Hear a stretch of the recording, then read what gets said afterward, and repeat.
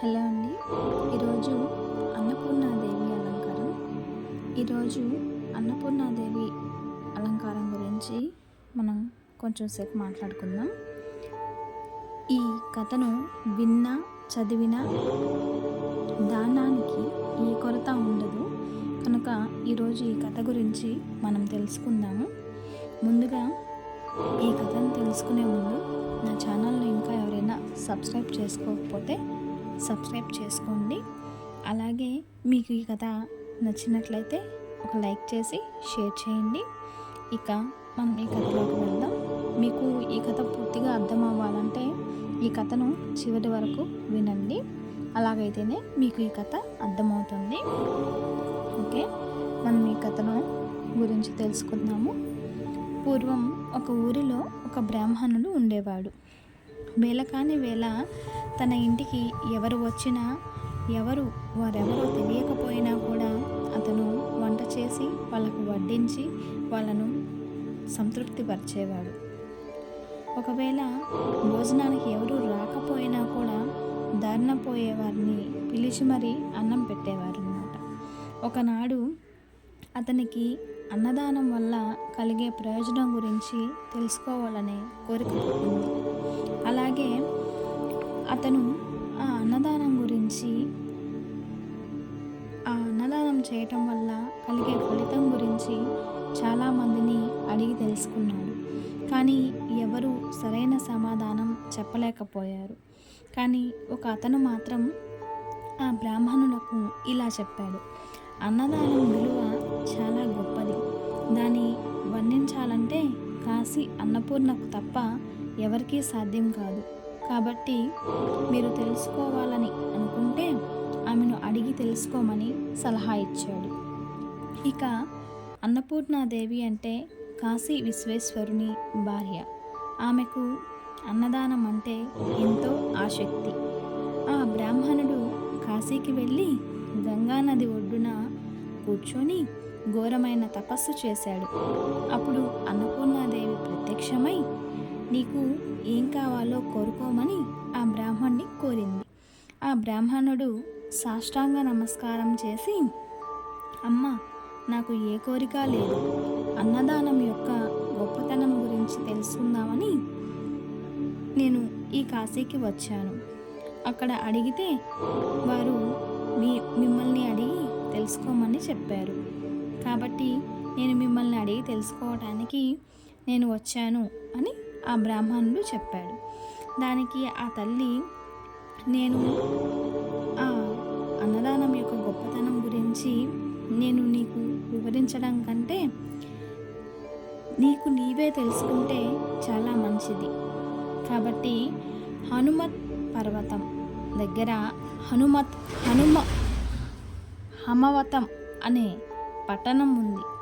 ఆ రాజ్యాన్ని ఏలుతున్న రాజుకి పిల్లలు లేరు. నీవు ఆయన వద్దకు వెళ్ళి ఆయనకు కొడుకు పుట్టాలి అని దీవించు. వాళ్ళకి కొడుకు పుడతాడు. అప్పుడు ఆ రాజు నీకు ఏమి కావాలో కోరుకోమని అడుగుతాడు. అప్పుడు నీవు ఆ పిల్లవాడు పుట్టగానే మొదట నేను అతన్ని కలవాలి అని కోరుకో. అయితే నేను ఆ పిల్లవాడిని కలిసేటప్పుడు నీ భార్య అయినటువంటి రాణిగారు కూడా ఆ పిల్లవాడి దగ్గర ఉండకూడదు అని అడగమంటాడు. దానికి ఆ రాజు ఒప్పుకొని అలాగే అని చెప్తాడు. దానికి రాజు ఒప్పుకుంటాడు. అప్పుడు నీవు ఆ పిల్లవాడిని అన్నదానం యొక్క గొప్పతనం గురించి అడిగి తెలుసుకోమని చెప్తుంది. ఇక ఆ బ్రాహ్మణుడు హిమవత్ పర్వతానికి బయలుదేరి వెళుతుండగా ఒక అడవి మొదలవుతుంది మార్గమధ్యంలో. అందులో నుండి వెళ్తూ ఉంటే అతను దారి తప్పిపోతాడు. అడవిలో అటు ఇటు తిరుగుతూ ఉండగా అతనికి ఒక బోయవాడు కనపడతాడు. ఆ బోయవాడు కనపడి, ఏంటి స్వామి, మీరు దారి తప్పినట్టున్నారే, ఎక్కడికి పోవాలి అని అడిగాడు. నేను హిమవత్ పట్టణానికి వెళ్ళాలి అంటాడు. అవునా, దానికి పోయే దారి నుండి మీరు ఆమడ దూరం వచ్చేశారు అని బోయవాడు సమాధానం చెప్తాడు. అవునా, నేను ఇప్పుడు ఈ హిమవత్ పర్వతానికి వెళ్ళే మార్గం లేదా అని అడుగుతారు. వెళ్ళవచ్చు, కానీ పొద్దుపోయింది స్వామి. ఇది వేళ కాని వేళ. ఇది పులులు సింహాలు తిరిగే చోటు కాబట్టి రాత్రికి మీరు ఇక్కడే సేద తీరండి. పొద్దున్నే నేను మీకు దారి చూపుతాను అని ఆ బోయవాడు బ్రాహ్మణుడికి చెప్తాడు. బ్రాహ్మణుడు సరేనని చెప్పి ఆ బోయవానితో పాటు చేను దగ్గరికి వెళ్ళి సేద తీరుతాడు. కానీ ఆ బోయవాడు, అయ్యో, బ్రాహ్మణుడు నా ఇంటికి వచ్చారు, అతన్ని నేను పస్తు పడుకోబెట్టడం సమంజసం కాదు, కాబట్టి నేను అతనికి ఏం పెట్టాలి అని అనుకుంటూ ఉండగా అతనికి దగ్గర కొన్ని అనపకాయలు చిక్కుడుకాయలు ఉంటాయి. కానీ అవి ఉడకపెట్టుకునే దానికి అతని దగ్గర కొత్త కుండ ఉండదు. వాళ్ళు వండుకునే కుండలో అతను ఉడకపెట్టుకోడు. కాబట్టి ఏం చేయాలో బోయవాడికి అర్థం కాలేదు. ఈ విషయం బ్రాహ్మణునికి అర్థమై, బ్రాహ్మణుడు, నాకు ఆకలిగా లేదు, నన్ను ఇంతగా ఆదరించావు కాబట్టి నాకు ఇంతకన్నా ఇంకా ఏమీ వద్దు. ఇక నీవు దాని గురించి ఆలోచించక సేద తీరు, మనం ఉదయాన్నే బయలుదేరాలి అని చెప్తాడు. కానీ బోయేవాడికి మాత్రం అయ్యో, బ్రాహ్మణ్ణి పస్తు పడుకోబెట్టామే అని ఆలోచిస్తూ ఉంటాడు. అప్పుడు ఇక బోయవాని ఇంటిలో చారెడు శాయపప్పు, కొంచెం పుట్ట తేనె ఉంటే తీసుకొని వచ్చి బ్రాహ్మణునికి ఇస్తాడు. బ్రాహ్మణుడు తృప్తిగా వాటిని స్వీకరించి వాటిని ఆరగిస్తాడు. ఆరగించిన తరువాత ఇక సేద తీరుతుండగా, అయ్యో స్వామి, మీరు కింద పడుకుంటారా? కింద పడుకోకండి, ఇది పులులు సింహాలు తిరిగే చోటు కాబట్టి మీరు అక్కడ ఉన్న మంచం మీద పడుకోండి అని చెప్పి అతనికి కొంచెం ఎత్తుగా ఉండే చోట మంచాన్ని ఏర్పాటు చేసి రాత్రంతా అతనికి కాపలాగా ఉంటాడు ఈ బోయేవాడు. ఇక తెల్లవారుజామున అనుకోకుండా ఒక కునుకు వస్తుంది బోయేవారికి. ఇంతలో ఎటు నుంచి వచ్చిందో ఏంటో తెలియదు, కానీ ఒక పులి వచ్చి బోయేవాడి మీద దాడి చేసి బోయేవాడిని చంపి తినేస్తుంది. ఇదంతా తెలుసుకున్న బ్రాహ్మణుడు చాలా బాధపడతాడు.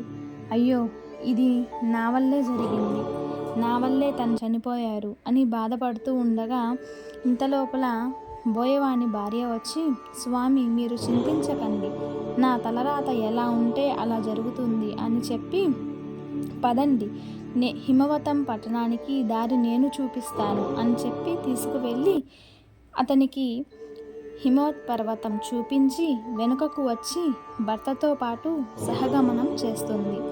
అక్కడ ఆ బ్రాహ్మణుడు ఆ రాజును దీవించి దేవి చెప్పిన విధంగా చేస్తాడు. దానికి రాజు ఒప్పుకుంటాడు. రాజు భార్య గర్భం దాల్చిన 9 మాసముల తర్వాత చందమామ లాంటి మగబిడ్డకు జన్మనిస్తుంది. రాజు ఇచ్చిన మాట ప్రకారం బ్రాహ్మణుడికి ఎవరూ లేనప్పుడు తన శిశువును బ్రాహ్మణుడు దగ్గర విడిచిపెట్టి వెళ్తాడు. బ్రాహ్మణుడు ఎవరూ లేని సమయాన్ని గమనించి అన్నదానం యొక్క విశిష్టతను చెప్పమని ఆ పిల్లవాడిని అడగగా అతను పెద్దవాడిలాగా మారి